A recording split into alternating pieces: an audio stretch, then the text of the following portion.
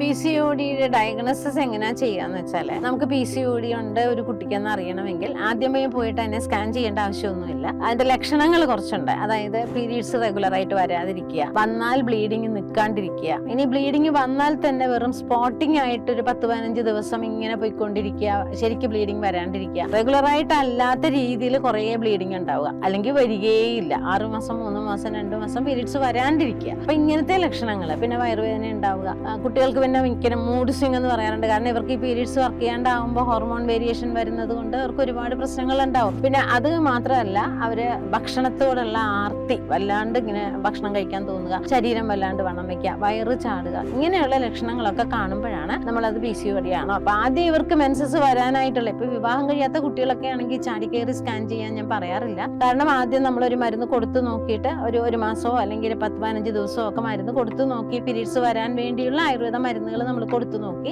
അതിൽ ശരിയായില്ല, വരണില്ല എന്ന് വരുമ്പോൾ മാത്രമാണ് നമ്മൾ സ്കാൻ ചെയ്യാൻ പറ്റുക. ഇനി ബ്ലീഡിംഗ് ഉള്ള സമയമാണെങ്കിൽ ആ ബ്ലീഡിംഗ് നിൽക്കാനുള്ള മരുന്ന് കൊടുത്ത് ബ്ലീഡിംഗ് നിർത്തിയ ശേഷമാണ് പിന്നെ സ്കാൻ ചെയ്യാൻ പറ്റുക. അപ്പൊ ആ സമയത്ത് പിന്നെ ഹോർമോൺ ടെസ്റ്റുകളൊന്നും ഞാൻ സാധാരണ നടത്താറില്ല. വേണമെങ്കിൽ നമുക്ക് നടത്താം. AMH ഒക്കെ നോക്കേണ്ട ആവശ്യമില്ല. കല്യാണം കഴിഞ്ഞ കുട്ടികളാണെങ്കിൽ AMH നോക്കേണ്ട ആവശ്യമുള്ളൂ. PCOD ഉള്ള കുട്ടികൾക്ക് ടെസ്റ്റോസ്റ്ററോൺ, AMH അങ്ങനെയുള്ള ഹോർമോൺസ് എല്ലാം വേരിയേഷൻ ഉണ്ടാവും. അത് കൂടുതലായിട്ട്, അതായത് മെയിൽ ഹോർമോൺസ് അവരിൽ കൂടുതലുണ്ടാവും. അപ്പൊ ഈ എല്ലാ ലക്ഷണങ്ങളും ഉണ്ടെങ്കിൽ തന്നെയും ചിലരിൽ PCOD ഒന്നും കാണാറില്ല. അപ്പൊ അതുകൊണ്ട് ഒരു കോഴ്സ് മരുന്നൊക്കെ കൊടുത്ത ശേഷം സ്കാൻ ചെയ്ത് ഡയഗ്നോസിസ് ചെയ്യുന്നതായിരിക്കും ഏറ്റവും നല്ലത്.